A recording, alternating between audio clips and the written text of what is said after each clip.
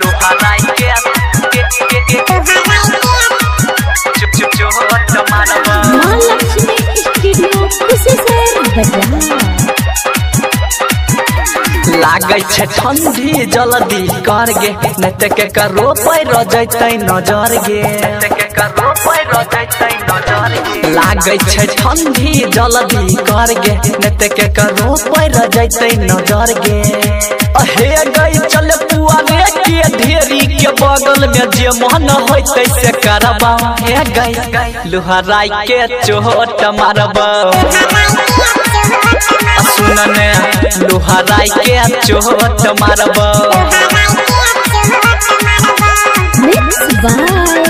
राहुल बाबू लोहाराई के चोट मारबा चुप चुप चोट मारबा लोहाराई के ओहे गई मुश्किल से मौका मिललौ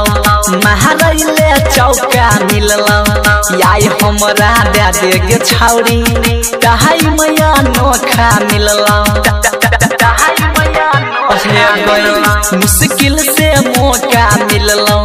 महारैले चौका मिललौ याय हमरा दे देगे छौरी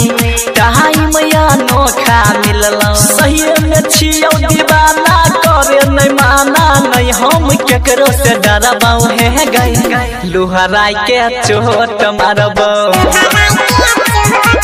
सुनने लोहाराई के चोट मारबौ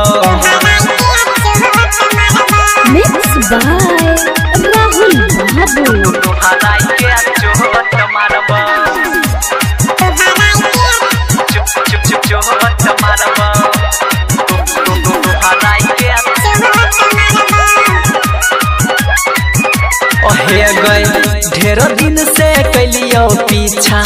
पुहराई दे हमर इच्छा याय हम लेबोगे छौरी तोहार प्यार के परीक्षा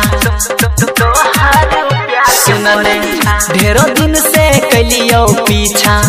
पुहराई दे हमर इच्छा याय हम लेबोगे छौरी